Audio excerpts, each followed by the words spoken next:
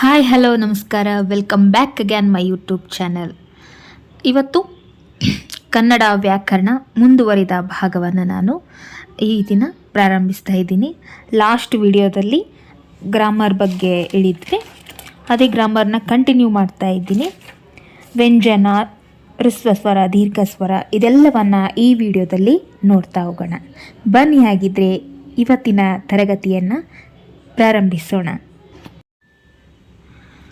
ಸ್ವರ ಎಂದರೇನು? ಸ್ವರ ಎಂದರೆ ಸ್ವತಂತ್ರವಾಗಿ ಉಚ್ಚರಿಸಲ್ಪಡುವ ಅಕ್ಷರಗಳಿಗೆ ಸ್ವರ ಅಂತ ಕರಿತೀವಿ.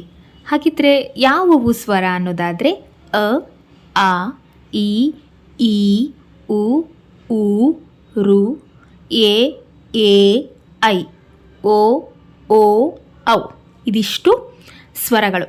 ಟೋಟಲ್ ಆಗಿ ಎಷ್ಟು ಸ್ವರ ಇದ್ದಾವೆ? 13. ಹಾಗಿದ್ರೆ ವ್ಯಂಜನ ಎಂದರೇನು? ಸ್ವರದ ಸಹಾಯದಿಂದ ಮಾತ್ರ ಉಚ್ಚರಿಸಲ್ಪಡುವ ಅಕ್ಷರಗಳನ್ನು ನಾವೇನಂತ ಕರಿತೀವಿ? ವ್ಯಂಜನ ಅಂತ ಕರಿತೀವಿ.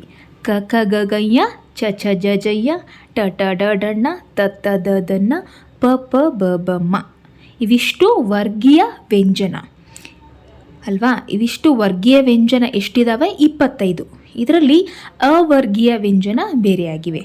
ಅವು ಯಾವುವು ಅಂದರೆ ಯ, ರ, ಲ, ವ, ಶ, ಶ, ಸ, ಹ, ಳ ಇದಿಷ್ಟು 9 ಅವರ್ಗೀಯ ವ್ಯಂಜನ ಅಂತ ಕರಿತೀವಿ.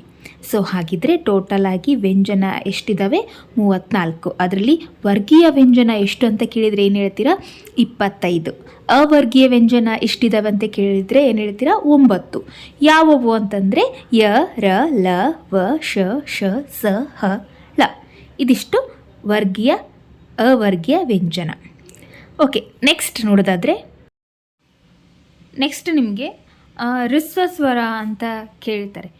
ಹ್ರಸ್ವ ಸ್ವರ ಅಂತ ಹೇಳಿದರೆ ಒಂದು ಮಾತ್ರ ಕಾಲದಲ್ಲಿ ಉಚ್ಚರಿಸಲ್ಪಡುವ ಸ್ವರವನ್ನು ಹ್ರಸ್ವ ಸ್ವರ ಅಂತ ಕರಿತೀವಿ. ಹಾಗಿದ್ರೆ ಹ್ರಸ್ವ ಸ್ವರ ಎಷ್ಟಿದ್ದಾವೆ ಅಂತ ಹೇಳಿದರೆ 6 ಅಂತೇಳಿ. ಹಾಗೆಯೇ ದೀರ್ಘ ಸ್ವರ, 2 ಮಾತ್ರ ಕಾಲದಲ್ಲಿ ಉಚ್ಚರಿಸಲ್ಪಡುವ ಸ್ವರವನ್ನು ಏನು ಕರಿತೀವಿ? ದೀರ್ಘ ಸ್ವರ ಅಂತ ಕರಿತೀವಿ. ಅವು ಎಷ್ಟಿದ್ದಾವೆ? 7 ಇದ್ದಾವೆ. ಇದರಲ್ಲಿ ಮತ್ತೊಂದು ಬರುತ್ತೆ ಪ್ಲುತಾಕ್ಷರ ಅಂತ. ಪ್ಲುತಾಕ್ಷರ ಅಂದರೆ 3 ಮಾತ್ರ ಕಾಲದಲ್ಲಿ ಉಚ್ಚರಿಸಲ್ಪಡುವ ಅಕ್ಷರಗಳನ್ನು ನಾವೇನಂತ ಕರಿತೀವಿ? ಪ್ಲುತಾಕ್ಷರ ಅಂತ ಕರಿತೀವಿ. ಉದಾಹರಣೆ ಕೊಟ್ಟಿದ್ದೀನಿ ನೋಡ್ರಿ. ಕ ಪ್ಲಸ್ ಅ, ಕ. ಅಕ್ಕ ಅಥವಾ ಅಮ್ಮ ಈಗಿರ್ತಕ್ಕಂಥ ಅಕ್ಷರಗಳೇನಂತ ಕರಿತೀವಿ ನಾವು? ಪ್ಲುತಾಕ್ಷರ ಅಂತ ಕರಿತೀವಿ. ಇನ್ನು ಸಂಧಾಕ್ಷರಗಳು ಯಾವುವು ಅಂದರೆ ಎ, ಐ, ಓ, ಔ ಇವು 4 ಏನಿವು ಸಂಧ್ಯಾಕ್ಷರಗಳು. ಕೆಲವೊಂದು ಸರಿ ಟಿಲಿ ತುಂಬ ಸರಿ ಕೇಳಿದ್ದಾರೆ ಸಂಧ್ಯಾಕ್ಷರಗಳು ಯಾವುವು ಅಂತ ಕೇಳಿದ್ದಾರೆ. ಸೊ ಯಾವುವು ಅಂತ ಹೇಳಿದರೆ ಏನು ಹೇಳ್ತೀರಾ? ಎ, ಐ, ಓ, ಔ ಇದಿಷ್ಟು ಸಂಧ್ಯಾಕ್ಷರಗಳು. ಇನ್ನು ಆಗ ನಾವು ವರ್ಗೀಯ ವ್ಯಂಜನ ಅಂತ ಹೇಳಿದರೆ ನೋಡಿದ್ವಿ ಯಾವುವು ಅಂತ. ಬಟ್ ವರ್ಗೀಯ ವ್ಯಂಜನ ಎಂದರೇನು ಅಂತ ನೋಡೋಣ. ಒಂದು ವರ್ಗ ಅಥವಾ ಗುಂಪಿಗೆ ಸೇರಿಸಬಹುದಾದ ವರ್ಣಮಾಲೆಯ ಆ 25 ಅಕ್ಷರಗಳನ್ನು ನಾವೇನಂತ ಕರಿತೀವಿ? ವರ್ಗೀಯ ವ್ಯಂಜನ. ಬನ್ನಿ ನೆಕ್ಸ್ಟ್ ನೋಡೋಣ. ನೆಕ್ಸ್ಟ್ ಯೋಗವಾಹಕಗಳು. ಆಲ್ಮೋಸ್ಟ್ ಜನರಿಗೆ ಯೋಗ ಮತ್ತು ವಾಹ ಅಂತ ಹೇಳಿದರೆ ಆಲ್ಮೋಸ್ಟ್ ಯಾರಿಗೂ ಗೊತ್ತೇ ಇಲ್ಲ. ಯೋಗ ಅಂತ ಹೇಳಿದರೆ ನೋಡಿ ಕೂಡು ಅಂತ ಅರ್ಥ. ಇನ್ನು ವಾಹ ಅಂತಂದರೆ ಹೋಗುವ ಅಂತ ಅರ್ಥ. ಅಂದರೆ ಯೋಗವಾಹ ಅಂತ ಹೇಳಿದ್ರೇನು? ಬೇರೆ ಅಕ್ಷರದ ಜೊತೆಗೆ ಮಾತ್ರ ಉಚ್ಚರಿಸುವ ಅಕ್ಷರಗಳು ಅಂತ ಕರಿತೀವಿ. ಇದನ್ನೇ ಯೋಗ ಅಥವಾ ವಾಹ, ಯೋಗ ಮತ್ತು ವಾಹ ಅಂತೇಳಿ ಕರಿತೀವಿ. ಇನ್ನು ಆಗ ಅಲ್ಪಪ್ರಾಣ, ಮಹಾಪ್ರಾಣ ಯಾವಂತ ನೋಡಿದ್ವಿ. ಬಟ್ ಈಗ ಡೀಪಾಗಿ ನೋಡೋಣ. ಅಲ್ಪಪ್ರಾಣ ಎಂದರೇನು? ಅಲ್ಪಪ್ರಾಣ ಎಂದರೆ ನಿಮಗೆ ಆಲ್ರೆಡಿ ಗೊತ್ತಿರೋ ಹಾಗೆ ಈಗ ನಾವು ಕಡಿಮೆ ಉಸಿರಿನಿಂದ ಉಚ್ಚರಿಸ್ತೀವಿ. ಇಂತಹ ಅಕ್ಷರಗಳನ್ನು ಏನಂತ ಕರಿತೀವಿ? ಅಲ್ಪಪ್ರಾಣ. ಉಚ್ಚರಿಸಿ ನೋಡಿ ಬೇಕಾದರೆ ಕ, ಗ, ಚ, ಜ, ಟ, ಡ, ತ, ದ, ಪ, ಬ ಇವಕ್ಕೆ ಜಾಸ್ತಿ ಉಸಿರು ಹಾಕಬೇಕಾಗುತ್ತಾ? ಇಲ್ಲ ಅಲ್ವಾ? ಸೊ ಕಡಿಮೆ ಉಸಿರಿನಿಂದ ನಾವೇನು ಮಾಡ್ತೀವಿ? ಉಚ್ಚರಿಸ್ತೀವಿ. ಸೊ ಹಾಗಾಗಿ ಕಡಿಮೆ ಉಸಿರಿಂದ ಉಚ್ಚರಿಸಲ್ಪಡುವಂಥ ಅಕ್ಷರಗಳನ್ನು ಏನಂತ ಕರಿತೀವಿ? ಅಲ್ಪಪ್ರಾಣ. ಅವೆಷ್ಟಿದ್ದಾವೆ? 10. ಹಾಗಿದ್ದರೆ ಮಹಾಪ್ರಾಣ ಎಂದರೇನು? ಮಹಾಪ್ರಾಣ ಅಂದರೆ ಇಷ್ಟೇ, ಜಾಸ್ತಿ ಉಸಿರು ಹಾಕ್ತಾ ಹೋಗಬೇಕು. ಅದೇ ಅಲ್ಪ ಪ್ರಾಣ ಅಂತ ಕರಿತೀವಿ ಅಲ್ವಾ? ನೋಡಿ ಉದಾಹರಣೆಗೆ ನೋಡಿ. ಖ, ಛ, ಠ, ಥ, ಫ ನೋಡಿ ಈಗ ಜಾಸ್ತಿ ಉಸಿರು ಹಾಕ್ತಾ ಇದ್ದೀವಿ ಅಲ್ವಾ? ಸೊ ಇಷ್ಟೇ ಸಿಂಪಲ್. ಅದೇ ಅಲ್ಪ ಪ್ರಾಣಾಕ್ಷರಗಳಂತ ಕರಿತೀವಿ. ಜಾಸ್ತಿ ಉಸಿರು ಬಿಡ್ತಕ್ಕಂಥ ಅಕ್ಷರಗಳನ್ನೇಂತ ಕರಿತೀವಿ? ಮಹಾಪ್ರಾಣಾಕ್ಷರಗಳಂತ ಕರಿತೀವಿ. ಇನ್ನು ಅನುನಾಸಿಕ. ಇವು ಅನುನಾಸಿಕ ಅಂತೇಳಿದರೆ ನಾವು ಮೂಗಿನ ಸಹಾಯದಿಂದ ಉಚ್ಚರಿಸ್ತೀವಲ್ವಾ. ನೋಡಿ ಉದಾಹರಣೆಗೆ ನೋಡಿ, ಹೇಳ್ತಾ ಹೋಗಿ ಅದನ್ನು. ಯ ಯ ಣ ನ ಮ ಅಲ್ವಾ, ಮೂಗಿನ ಸಹಾಯದಿಂದನೇ ನಾವು ಉಚ್ಚರಿಸ್ತೀವಿ. ಈಸಿ, ಸಿಂಪಲ್ ಆಗಿ ಈ ಥರ ಅರ್ಥ ಮಾಡ್ಕೊಂಡ್ರೆ ಸಾಕು. ಅವು ಯಾವುವು ಅನುನಾಸಿಕ ಅಂತ, ಅವುಗಳು ಎಷ್ಟಿದೆ ಅಂತ ಕೇಳಿದ್ರೆ ಏನು ಹೇಳ್ತೀರಾ? 5. ನೆಕ್ಸ್ಟ್ ನೋಡೋದಾದರೆ, ನೆಕ್ಸ್ಟ್ ಗುಣಿತಾಕ್ಷರ. ಗುಣಿತಾಕ್ಷರ ಅಂದ್ರೇನು? ವ್ಯಂಜನಾಕ್ಷರಕ್ಕೆ ಸ್ವರ ಸೇರಿಸಿ ಬರೆದಾಗ ಅದೇ ಗುಣಿತಾಕ್ಷರ ಆಗುತ್ತೆ ಅಲ್ವಾ.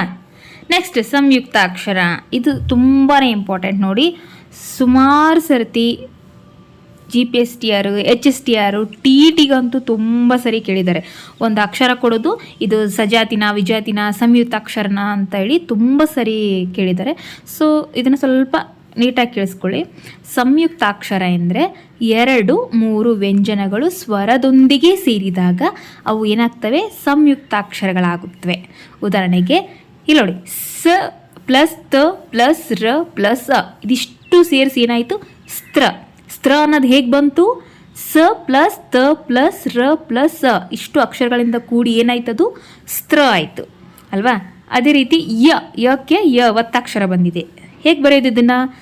ಯ ಪ್ಲಸ್ ಅ, ಈಗ ಸೇರಿಸಿದ್ರೆ ಏನಾಯಿತು? ಯ ಆಯಿತು.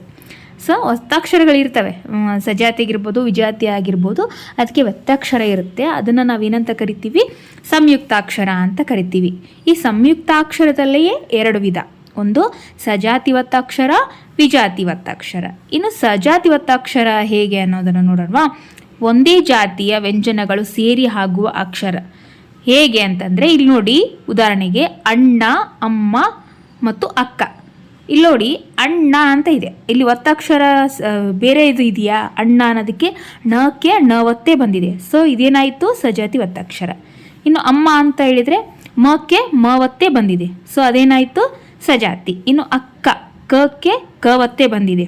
ಸೊ ಹೇಗೆ ನೀವು ಗುರುತಿಸ್ಕೊಳ್ಳೋದು ಅಂತಂದರೆ, ಕಂಡುಹಿಡಿಯೋದು ಅಂದರೆ ಅದೇ ಅಕ್ಷರದ ಅದೇ ಒತ್ತಕ್ಷರ ಬಂದಿರುತ್ತೆ. ಸೊ ಅದಕ್ಕೇನಂತ ಕರಿತೀವಿ ನಾವು? ಸಜಾತಿ. ನೀವು ಈ ಥರ ಫೈಂಡ್ ಔಟ್ ಮಾಡಬೇಕು. ಇನ್ನು ವಿಜಾತಿ ನೋಡೋದಾದರೆ ನೋಡಿ, ಇಲ್ಲಿ ಬೇರೆ ಬೇರೆ ಜಾತಿಯ ವ್ಯಂಜನಗಳು ಸೇರಿ ಆಗೋ ಒತ್ತಕ್ಷರವನ್ನು ನಾವೇನಂತ ಕರಿತೀವಿ? ವಿಜಾತಿ. ಉದಾಹರಣೆಗೆ ನೋಡೋಣವಾ. ವಸ್ತ್ರ, ಸ್ಪರ್ಧೆ, ಅಸ್ತ್ರ. ನೋಡಿ ಇಲ್ಲಿ ಒತ್ತಕ್ಷರ ಏನು ಬಂದಿದೆ? ತ ಒತ್ತು ಮತ್ತು ರ ಒತ್ತು ಬಂದಿದೆ. ಇರೋದೇನದು? ಸ. ಇದು ಅಕ್ಷರಕ್ಕೆ ಒತ್ತಕ್ಷರ ಬೇರೆ ಬಂದಿದೆ. ಸೊ ಹಾಗಾಗಿ ಇದು ವಿಜಾತಿ. ಇಲ್ಲಿ ಸ್ಪರ್ಧೆ ಅನ್ನೋದಿದೆ ಆ ರೀತಿಯಾಗಿ. ಅದೇ ರೀತಿಯಾಗಿ ಇಲ್ಲಿ ಅಸ್ತ್ರ, ಸಕ್ಕೆ ತ ಒತ್ತು ಮತ್ತು ರ ಒತ್ತು ಬಂದಿದೆ. ಇದು ಬೇರೆ ಜಾತಿಯ ಒತ್ತಕ್ಷರ ಅಲ್ವಾ. ಸೊ ಹಾಗಾಗಿ ಇದನ್ನ ಏನಾಗುತ್ತೆ? ನಾವು ವಿಜಾತಿ ಅಂತ ಕರಿತೀವಿ. ಇದನ್ನು ಇಷ್ಟೇ ಸಿಂಪಲಾಗಿ ತಿಳ್ಕೊಂಡ್ಬಿಡಿ. ಅದೇ ಅಕ್ಷರದ ಅದೇ ಒತ್ತಕ್ಷರ ಬಂದರೆ ಅದು ಸಜಾತಿ, ಅದೇ ಅಕ್ಷರಕ್ಕೆ ಬೇರೆ ಅಕ್ಷರ ಒತ್ತಕ್ಷರ ಆಗಿ ಬಂದರೆ ಅದು ವಿಜಾತಿ. ಇಷ್ಟೇ ಸರಳವಾಗಿ ಸಿಂಪಲಾಗಿ ತಿಳ್ಕೊಂಡ್ಬಿಡಿ. ಓಕೆ, ಇದಾಗಿತ್ತು ಇವತ್ತಿನ ತರಗತಿ ವ್ಯಾಕರಣ. ಸೊ ಇನ್ನಷ್ಟು ಇಂತಹ ವಿಡಿಯೋಗಾಗಿ ನಮ್ಮ ಚಾನಲನ್ನು ಸಬ್ಸ್ಕ್ರೈಬ್ ಮಾಡಿಕೊಳ್ಳಿ ಮತ್ತು ಅಲ್ಲಿ ನಿಮ್ಮ ಫ್ರೆಂಡ್ಸ್ಗೂ, ಇನ್ನು ಗ್ರೂಪ್ಸ್ಗೂ, ವಾಟ್ಸಪ್ ಗ್ರೂಪ್ಸ್ಗೂ ಕೂಡ ನೀವು ಇದನ್ನು ಶೇರ್ ಮಾಡಿ, ಅವ್ರಿಗೂ ಕೂಡ ಉಪಯೋಗ ಆಗಲಿ ಅಂತ ಹೇಳ್ತೀನಿ. ಇದು ಕೇವಲ GPSTR, HSTR ಮತ್ತು TETಗೆ ಅಷ್ಟೇ ಅಲ್ಲ, ಮೋಸ್ಟ್ ಇಂಪಾರ್ಟೆಂಟ್ 10th ಸ್ಟ್ಯಾಂಡರ್ಡ್ ಯಾರಿದ್ದಾರೆ ನಿಮ್ಮ ಮನೆಯಲ್ಲಿ ಅವ್ರಿಗೂ ಕೂಡ ಈ ವಿಡಿಯೋವನ್ನು ತೋರಿಸಿ, ಅವ್ರಿಗೂ ಕೂಡ ತುಂಬಾ ಹೆಲ್ಪ್ಫುಲ್ ಆಗುತ್ತೆ. ಸೊ ಇನ್ನಷ್ಟು ಗ್ರಾಮರ್ಸ್ ಇನ್ನು ಹೇಳ್ಬೇಕು ಅಂದ್ಕೊಂಡೆ, ಬಟ್ ವಿಡಿಯೋ ಲೆಂತ್ ಆಗುತ್ತೆ. ಸೊ ಬೇಡ, ನೆಕ್ಸ್ಟ್ ವಿಡಿಯೋದಲ್ಲಿ ನಾನು ಮತ್ತೆ ಮುಂದುವರಿದ ಭಾಗವನ್ನು ಮಾಡ್ತಾ ಹೋಗ್ತೀನಿ. ಸೊ ಈ ವಿಡಿಯೋ ನಿಮಗೆ ಇಷ್ಟವಾದರೆ ಶೇರ್ ಮಾಡಿ, ಲೈಕ್ ಮಾಡಿ ಮತ್ತು ನಿಮ್ಮ ಅನಿಸಿಕೆಯನ್ನು ತಪ್ಪದೇ ಕಮೆಂಟ್ ಮೂಲಕ ನಮಗೆ ತಿಳಿಸಿ ಅಂತ ಹೇಳ್ತಾ ಇಲ್ಲಿಗೆ ಈ ವಿಡಿಯೋವನ್ನು ಮುಗಿಸ್ತಾ ಇದ್ದೀನಿ. Thanks for watching.